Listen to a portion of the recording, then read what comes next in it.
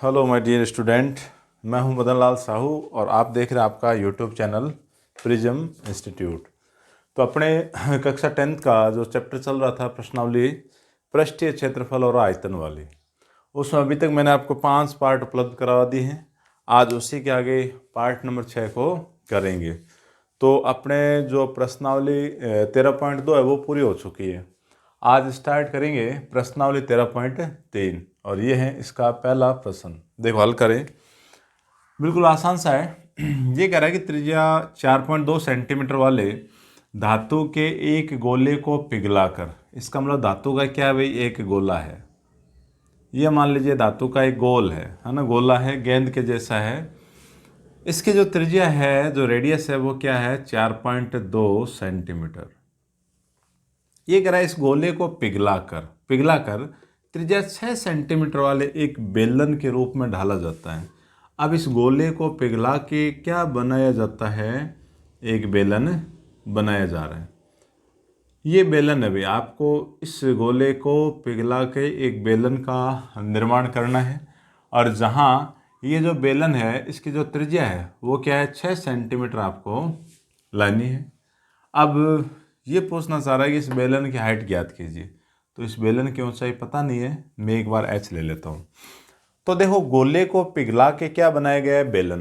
तो गोले को पिघला के जब आप बेलन बनाओगे तो जो गोले के अंदर जो मैटर था, जो लोहे का या धातु का जो गोला बना हुआ था, जितना उसका वॉल्यूम था उसी वॉल्यूम के द्वारा क्या है, कोई नई चीज़ बनाई गई। जब कभी भी एक चीज़ को पिघला करके उसकी शेप चेंज करके यदि आप दूसरी चीज़ बनाना चाहते हो तो उस कंडीशन में देखना है कि दोनों का आयतन क्या होगा, सेम होगा। भाई मैटर वही लग रहा है, जो इस गोले के अंदर जो मेटेलिक था, जो पदार्थ था, उसी पदार्थ के द्वारा क्या बना हुआ है, बेलन।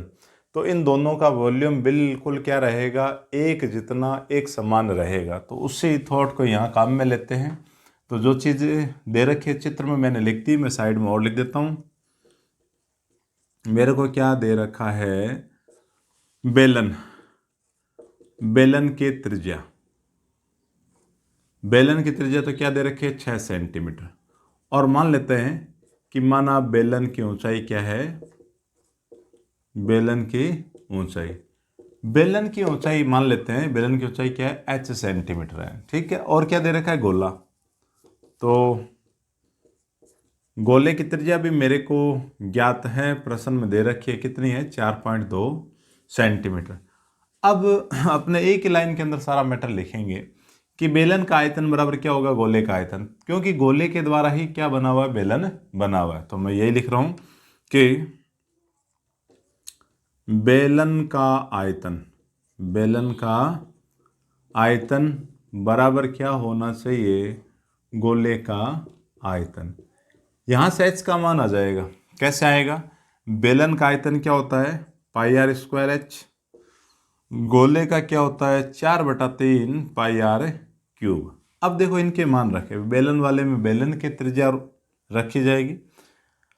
इससे पहले जो कट रहा है आप वो काट दे भी, या तो आप बेलन के आयतन में r1 लिखो और इसकी त्रिज्या को r2 लिखो। तो बेलन वाले को तो मैं क्या नाम लिख रहा हूँ, r1, और जो गोले की त्रिज्या है उसको मैं क्या नाम लिखता हूँ, r2। तो ये आप लगा दो ताकि उससे क्या मिस्टेक नहीं होगी, नहीं तो आप पहले ही काट पीट दोगे। क्योंकि नहीं तो क्या होगा, r से आप r कैंसिल करवा दोगे, होगा क्या, पाई से पाई कैंसिल हो गया। तो पाई से पाई कैंसिल हो गया, इधर तो आपका क्या रहा, r1² h बराबर 4/3 r2⁴। h का मान चाहिए तो r1² को कहाँ ले जाओ, इधर। तो h बराबर क्या होगा, देखिए 4/3 r2⁴ अपॉन r1²। h बराबर 4/3 r2⁴ r2 का मान रखें भाई। r2 मतलब क्या है, गोले की त्रिज्या है, कितनी दे रखी है, 4.2, 4.2 इंटू 4.2 इंटू 4.2 क्यूब है ना, 3 बार लिखा। r1 क्या है, बेलन की त्रिज्या है, 6 दे रखी है, r1 का स्क्वायर मतलब 6 इंटू 6। पॉइंट को हटाएंगे, नीचे 10 आ जाएगा, 6 की टेबल से ये काट देंगे 7 बार। इसी प्रकार 1 का और पॉइंट हटाओगे, नीचे 10 आएगा, और 6 की टेबल से 7 बार ये कट जाएगा। अब और काटना चाहो तो काट दो, और नहीं काटना है तो गुणा वगैरह करवा के पॉइंट लग जाएगा। तो इसका मान क्या आएगा, काटना चाहते हो देखो काट लीजिए, जैसे पॉइंट को हटाओगे तो नीचे 10 आएगा, 3 की टेबल से ये, 3 की टेबल से ये चला जाएगा एक बार, फिर क्या रह गया 12, 4 बार, तो ये रह गया, बच गया क्या देखो 4 × 7 × 7 × 14, और बट्टे में क्या बाकी रह गए 1000, 3 जीरो। तो इनकी गुणा करवा के आपको पॉइंट लगाना है। मैं इसका आंसर क्या है सीधे ही लिख देता हूँ। इसका आंसर आएगा आपके पास कितना, इसका आंसर आ जाएगा 2.744। क्या आएगा 2.744। सारे सेंटीमीटर के अंदर है माप, तो ये भी किस में आएगा सेंटीमीटर में। तो देखिए बहुत ही आसान प्रश्न है कि गोले को पिघला के एक बेलन का निर्माण किया गया। तो देखो जो गोले का जो आयतन होगा वही आयतन किसका होना चाहिए, बेलन का रहेगा। तो दोनों के आयतन को बराबर करवाया, सूत्र लगाया, कुछ वैल्यू आपकी वहीं कट जाएगी, कुछ को आप आगे पीछे करते हुए इन मानों को अरेंज आप कर सकते हैं, काट सकते हैं भी। तो इसका स्क्रीनशॉट आप ले लीजिए ताकि नेक्स्ट प्रश्न को और करवाया जाए। तो ये है आपका नेक्स्ट प्रश्न नंबर 2। तो देखिए दूसरा प्रश्न भी बिल्कुल आसान है। इसमें क्या है, 3 छोटे छोटे क्या है गोले हैं। एक गोला तो है जिसकी त्रिज्या 6 सेंटीमीटर है, दूसरे गोले की त्रिज्या 8 सेंटीमीटर है, और तीसरे गोले की जो त्रिज्या है वो क्या है 10 सेंटीमीटर है। त्रिज्याओं वाले धातु के 3 ठोस गोलों को पिघला के, मतलब छोटे छोटे गोले हैं। एक गोला मान लीजिए आपका ये है, फिर 8 वाला इससे क्या थोड़ा सा बड़ा है, 10 वाला इससे क्या थोड़ा सा बड़ा है। ये चाहता है कि इन तीनों को पिघला करके, इन तीनों को मिला करके आप क्या बनाओ, एक बड़ा सा गोला बनाओ। एक बड़ा सा क्या है गोला बनाना है, ठीक है। तो अपने को ये मालूम है, अभी मैंने आपको कहा था कि जब भी एक वस्तु को पिघला के दूसरे शेप में कन्वर्ट किया जाता है तो पहले वालों का जो आयतन होता है वही आयतन नई वाली वस्तु का होगा। तो यहाँ पे 3 गोले हैं, अब इन 3 गोलों का जो आयतन होगा जोड़ेंगे वो आयतन अपने वाले नए गोले का आ जाएगा। जिस प्रकार ये पहला गोला है, इसकी रेडियस में R1 ले लूँ, इसकी मैं क्या ले लेता हूँ R2, और इसकी रेडियस में क्या ले लेता हूँ R3, और जो नया गोला है उसकी रेडियस को मैं लिख देता हूँ R, जो बड़ा गोला बनेगा उसकी त्रिज्या। तो मैं लिख देता हूँ सबसे पहले कि माना बड़े गोले की त्रिज्या, बड़े गोले की जो त्रिज्या है उसको मैं R नाम दे रहा हूँ, ठीक है। त्रिज्या मेरे को पता नहीं है क्योंकि बड़े वाले गोले की त्रिज्या अपने को निकालनी है। पहले वाले गोले में R1 का मान क्या देखो 6 सेंटीमीटर, दूसरे वाले गोले में R2 का मान क्या ले लो 8 सेंटीमीटर, और तीसरे वाले गोले में R3 का मान क्या ले लो 10 सेंटीमीटर। तो इस प्रश्न को एक बार यहीं विराम देते हैं क्योंकि लाइट की बड़ी समस्या है, लाइट जा चुकी है। थोड़ा रुक के फिर देखते हैं। तो लाइट आ गई है, अब इस प्रश्न को अपने करते हैं। देखो तो ये कह रहा है कि 3 क्या है अपने पास ठोस गोले हैं, उनको पिघलाकर एक बड़ा गोला बनाया जा रहा है।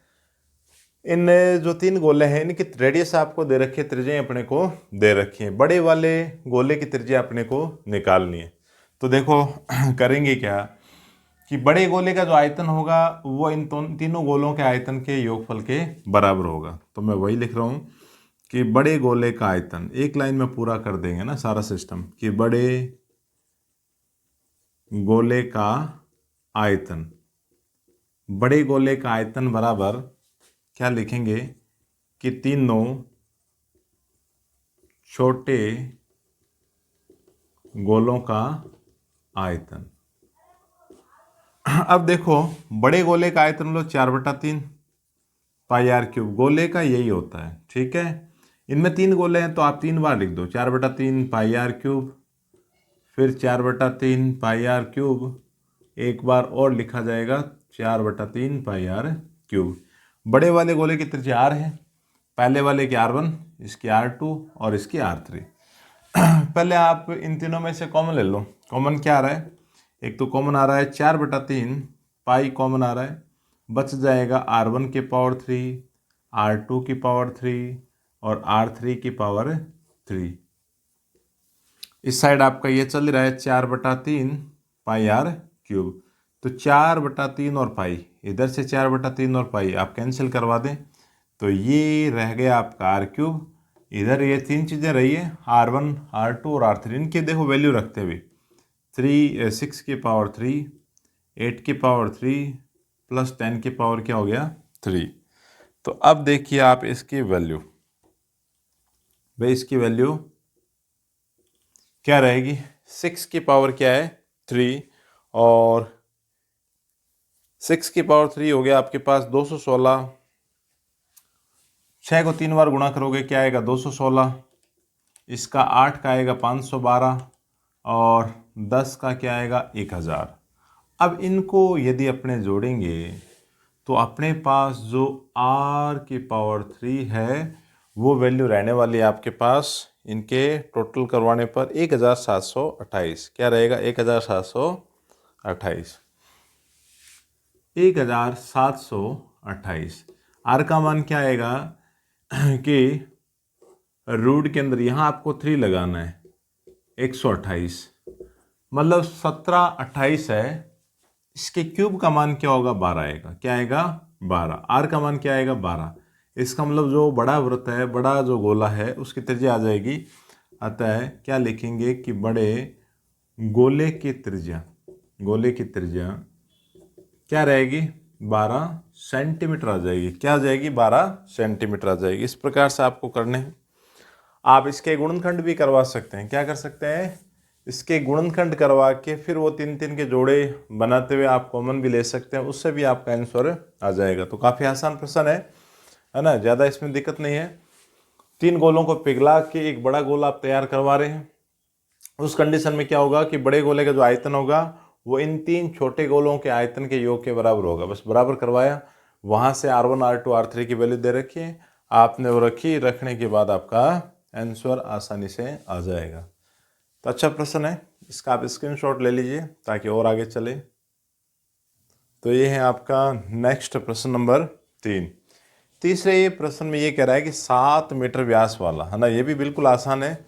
इसमें क्या है, कुआं खुदाई हो रही है। जैसे ज़मीन के ऊपर क्या है, एक कुआं खोदा जा रहा है और कुआं खोदने के बाद जो मिट्टी निकल रही है उस मिट्टी का साइड के अंदर वो क्या बना रहा है, एक चबूतरा बना रहा है। चबूतरे की लंबाई और चौड़ाई आपको दे रखी है, उसकी ऊंचाई अपने को निकालनी है। तो होगा क्या, देखो जितनी मिट्टी वो निकालेंगे उसी मिट्टी के द्वारा क्या बन रहा है, चबूतरा। तो कहने के मतलब जो मिट्टी का आयतन होगा वो और चबूतरे का आयतन क्या रहेगा, सेम। चबूतरा किस प्रकार का है, घनाभ के आकार का है, क्योंकि लंबाई और चौड़ाई दे रखी है, ऊंचाई अपने को निकालनी है। तो देखो ये कह रहा है कि 7 मीटर व्यास वाले तथा 20 मीटर गहरा, इसका मतलब देखो बेलनाकार कुआं है। क्या है, बेलनाकार कुआं है।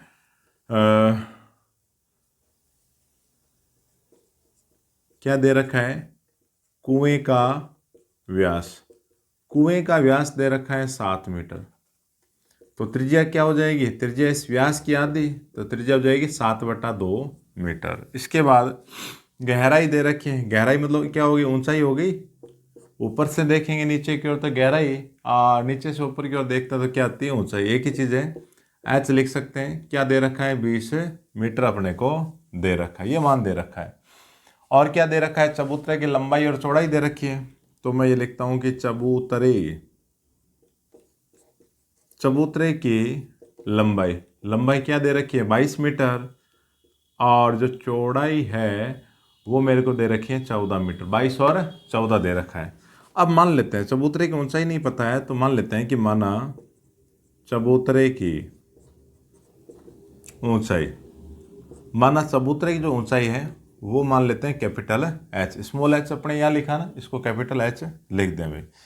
तो कुएं से निकाली गई मिट्टी का आयतन, क्या लिखें कि कुएं से निकाली गई मिट्टी का आयतन बराबर क्या होगा, चबूतरे का आयतन। चबूतरे का आयतन। ऐसा क्यों करवा रहे हैं, ऐसा इसलिए करवा रहे हैं कि जो मिट्टी निकल रही है उसी के द्वारा क्या बना हुआ है, चबूतरा बना हुआ है। तो निकाली गई मिट्टी का मतलब क्या हो गया मिट्टी के शेप में निकाल रखिए बेलनाकार, है ना। एक कुआं खोदा गया है बेलन के आकार का, तो बेलन का आयतन यहाँ आएगा। और चबूतरा किस प्रकार का है, घनाभ के आकार का है, तो घनाभ का जो आयतन का सूत्र है वो उस साइड अपने लगा देंगे, अपना आंसर आ जाएगा। तो देखिए कुआं खोदने के लिए, कुआं क्या बेलनाकार है, बेलन का आयतन क्या होता है पाई आर स्क्वायर एच। चबूतरा क्या है, घनाभ के आकार का है, तो क्या होगा L into B into H, लंबाई इंटू चौड़ाई इंटू ऊंचाई। एच में यहाँ कैपिटल काम में ले लेता हूँ। पाई पड़ा है, कोई दिक्कत नहीं, एक बार आर का मान और एच का मान, चलो मैं लिख देता हूँ। पाई का मान प्रश्न में देख लेते हैं भाई दे रखा है कि नहीं दे रखा। पाई का मान मेरे हिसाब से तो पाई का मान नहीं दे रखा भाई, नहीं दे रखा तो आप लिखें। पाई को क्या लिखोगे 22/7 आर स्क्वायर, आर का मान ये रहा 7/2 into 7/2 into H, small H है, गहराई क्या दे रखी है 20, एल का मान क्या है 22 इंटू बी है आपका 14 और एच की वैल्यू नहीं दे रखी, निकालनी है। देखो 7 की टेबल से ये 7 कैंसिल, 2 की टेबल से ये 10, फिर ये 2 की टेबल से ये फिर काट दे भाई 5 बार। तो कुल मिला के अब जो बच गया ना उसको लिख लेते हैं। इस साइड देखो क्या रह गया, एक तो रहा 22 के बाद एक 7, एक क्या आ गया 7, एक 5 बच गया। इधर जो पड़ा है वो क्या है 22 इंटू 14 इंटू कैपिटल एच, थोड़ी सी मैंने जगह पहले कम छोड़ी, ये वाला मान एच का मान सही है। तो 22 और 14 को कहाँ ले जाओ, उस साइड बट्टे में ले जाओ। तो 22 इंटू 14 कहाँ चला गया बट्टे में, 22 से 22 कैंसिल हो गया, 7 दूनी 14, हाइट क्या आई 5/2 या 2.5 मीटर, सारे मान मीटर के अंदर है तो हाइट किस में आएगी, मीटर के अंदर आ जाएगी। तो काफ़ी आसान प्रश्न है और कोई दिक्कत भी नहीं है, छोटा सा प्रश्न है। देखो प्रश्न को एक बार आप फिर समझ लीजिए कि अपने को क्या है कुआं खोदना है। कुआं कैसा है, बेलनाकार है, बेलन के आकार का है। कुआं खोदेंगे, जमीन से क्या निकलेगी मिट्टी, उसी मिट्टी को उठा के एक घनाभ के आकार का क्या बना रखा है चबूतरा बनाया गया, और अपने को निकालना उस चबूतरे की ऊंचाई निकालनी जहां लंबाई और चौड़ाई आपको दे रखी है। अब अपने को पता है कि जो मिट्टी निकल रही है उसी का चबूतरा बना रहे हैं, इसको मतलब निकाली गई मिट्टी का जो आयतन होगा वो चबूतरे के आयतन के बराबर होगा। अब निकाली गई मिट्टी का आयतन कैसे निकलेगा, मिट्टी कहाँ से निकल रही है, एक बेलनाकार कुएं की खुदाई करके वहां से निकल रही है, तो बेलन का जो आयतन होगा वो तो रखेंगे इधर, और सामने क्या रखेंगे चबूतरे का आयतन है उसको रख लिया जाएगा। तो इस हिसाब से एच का मान अपने पास बड़ी आसानी से आ गया। तो इस प्रश्न का भी आप स्क्रीनशॉट ले लीजिए ताकि और आगे चले। नेक्स्ट प्रश्न को और करते हैं। तो ये रहा अपना नेक्स्ट प्रश्न संख्या 4। तो प्रश्न संख्या 4 में ये कहना चाह रहा है, वही वापस स्थिति, इस बार कुआं खोदेंगे, उससे मिट्टी को बाहर निकालेंगे और मिट्टी का चबूतरा नहीं बनाना है। क्या करना है, जैसे मान लीजिए आपने ज़मीन के अंदर ये एक कुआं खोद दिया, कुआं खोदने के बाद ये चाहता है कि वहाँ से आप जो मिट्टी निकालोगे उस मिट्टी का इस कुएं के बाहर एक 4 मीटर चौड़ा एक बांध टाइप में बनाना है, ताकि क्या है पानी इसके अंदर, बाहर का पानी इसके अंदर नहीं जाए।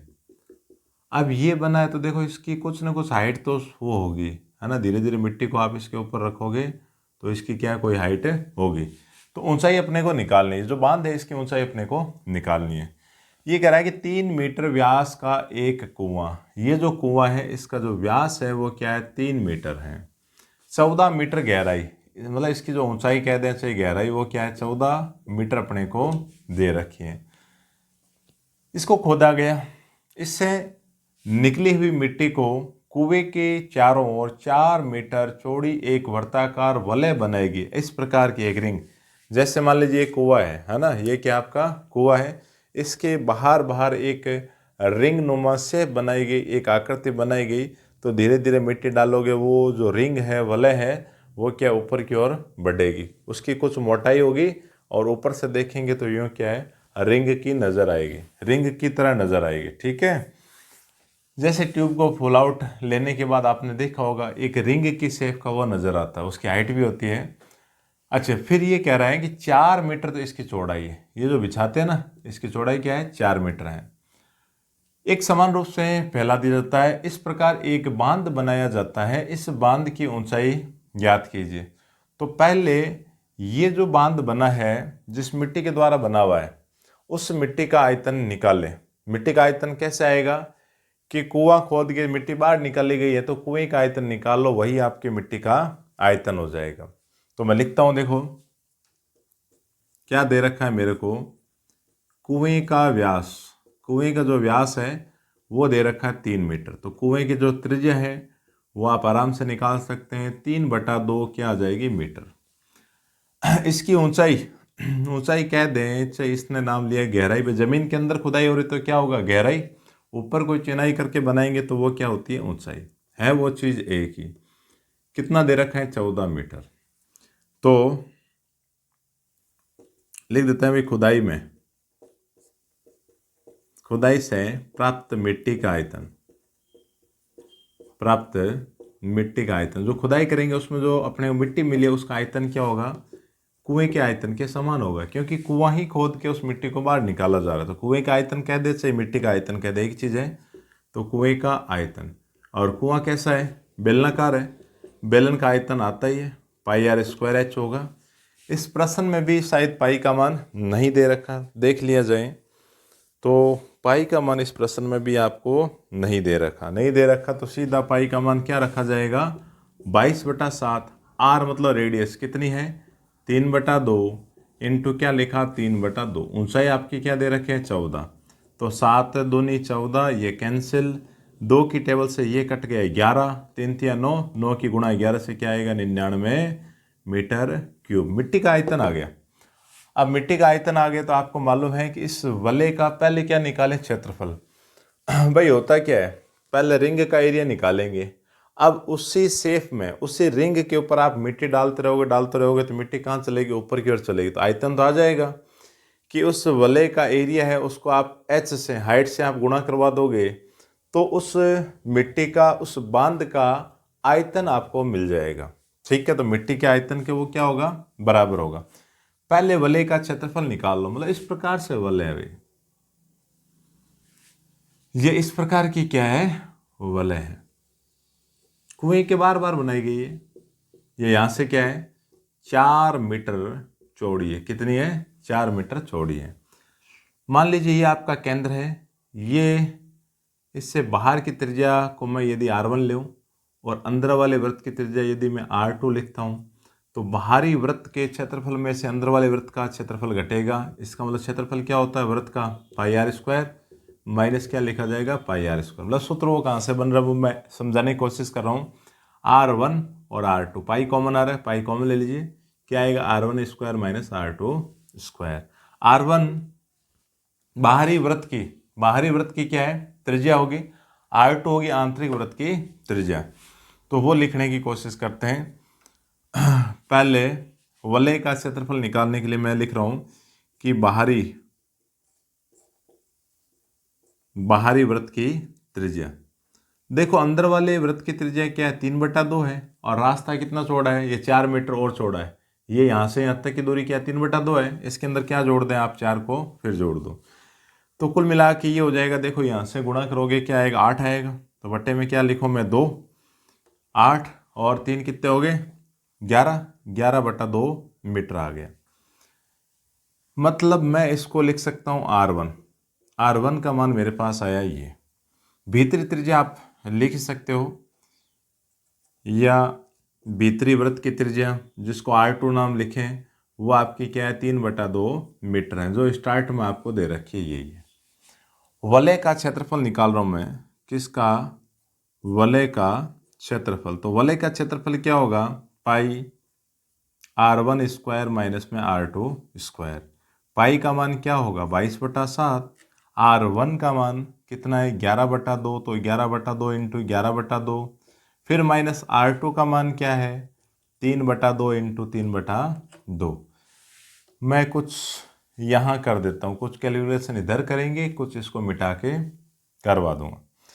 ये देखिए आपका जो 22/7 है ये बाहर पड़ा है, 11 इंटू 11 मतलब 121, 2 इंटू 2 मतलब 4, इधर आ जाएगा 9/4। अब आप लघुत्तम लोगे 4 ही आएगा, आप सीधे ही घटा दें इनमें, तो ये आएगा 22/7 इंटू नीचे तो रह गए 4। अब इसमें से आपको क्या घटाना है, 9 घटाना है। मान लीजिए ये आपका कितना हो, 20 हो, 9 घटाओगे तो क्या आएगा, 20 में से 9 निकाला मतलब 11, एक ये 12, तो क्या आएगा 112/4।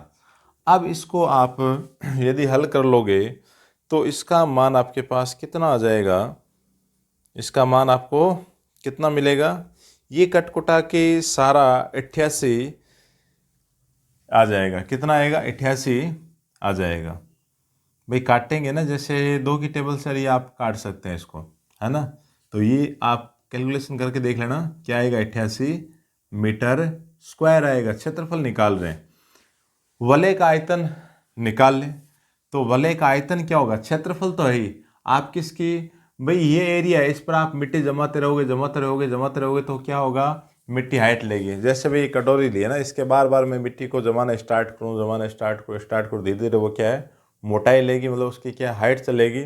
तो जैसे ही आप उसके क्षेत्रफल से, वलय के क्षेत्रफल से ऊंचाई की गुणा कर दोगे तो वलय का आयतन आपको मिल जाएगा।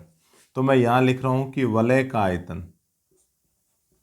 वलय का आयतन, वलय का आयतन क्या होगा, 88 इंटू एच, एच मतलब उसकी हाइट। अच्छा ये स्मॉल ले रखा है तो इसको आप कैपिटल लिख लो। यहाँ आप ये भी लिखना है स्टार्ट में कि माना वलय की ऊंचाई, माना वलय की ऊंचाई, वलय की जो ऊंचाई है उसको आप क्या ले लो, कैपिटल एच मान लो। ठीक है, ये मानने के बाद मैं इसको हटा देता हूँ, यहाँ अपने वाला प्रश्न है वो पूरा कर लेते हैं। अब देखो जो वलय का आयतन होगा वो और जो निकाली गई मिट्टी है उसका आयतन सेम होगा। तो मैं यही लिख रहा हूँ आगे कि चूंकि वलय का आयतन बराबर निकाली गई मिट्टी का आयतन, निकाली गई मिट्टी का आयतन। तो देखिए वलय का आयतन तो क्या है, 88 इंटू एच, निकाली गई मिट्टी का आयतन क्या आ रहा है, 99 आ रहा है। कितना आ रहा है, 99। एच का मान क्या आएगा, 99, 88 का क्या लगा दो भाग, 11 की टेबल से ये तो कट गया 9 बार, ये कट गया आपका 8 बार। एच का मान क्या आया, 9/8। 8 का यदि आप भाग करोगे एक बार जाएगा, फिर एक रह गया, पॉइंट लगा के आपने क्या लगाया, 0, 8 एकम 8, फिर एक बार, अब बच गया 2 और 0 आपने लगाया, 2 बार चला जाएगा, बस 2 पॉइंट तक बहुत है। इसकी मोटाई क्या आएगी, वलय की जो ऊंचाई है, सॉरी जो बांध है उसकी जो ऊंचाई है वो आ जाएगी 1.12, और सारे मान मीटर के अंदर हैं तो मान आएगा मीटर में। तो इसकी ऊंचाई आपको मिल जाएगी 1.12, क्या आएगी, 1.12 मीटर। तो आप ये लिख सकते हैं अतः बांध की जो ऊंचाई है वो क्या है, 1.12 मीटर है। तो वो यदि लाइन आप लिखना चाहो तो लिख दो हिंदी के अंदर, अतः बांध की ऊंचाई 1.12 मीटर है। क्या है, 1.12 मीटर है। तो ये वाला प्रश्न अपने, ये भी आसान था। एक प्रश्न आपका और हो गया, तो इस प्रश्न को भी आप आराम से देखना, कुछ नहीं करवाए, सिर्फ जो मिट्टी निकाल रहे हैं उसको वलय के रूप में उसके ऊपर बाहरी एक बांध का निर्माण करवाया जा रहा है, उसकी ऊंचाई गायब है। तो मिट्टी का आयतन होगा वही इस रिंग का क्या होगा, आयतन होगा। तो रिंग के आयतन के लिए पहले वलय का क्षेत्रफल निकाला, उसको हाइट से एस से गुणा करवाते उसका क्या आ गया, आयतन आ गया। वलय का आयतन और निकाली गई मिट्टी का आयतन क्या होगा, दोनों बराबर। जैसे आपने बराबर रखा वहां से आपको अननोन राशि जो एच है उसकी वैल्यू आपको मिल जाएगी। तो ये वाला प्रश्न भी क्या है, बिल्कुल आसान सा ही है। तो इसका आप स्क्रीनशॉट ले लीजिए और आगे के जितने भी प्रश्न हैं 13.3 के प्रश्न संख्या 5 से लेके आगे के प्रश्नों को नए पार्ट नंबर 7 में अपने शामिल कर लिया जाएगा। और यदि कोई दिक्कत आ रही है तो आप कमेंट्स बॉक्स में पूछ सकते हैं। तो नेक्स्ट वीडियो में फिर मुलाकात होती है, तब तक के लिए थैंक यू सो मच।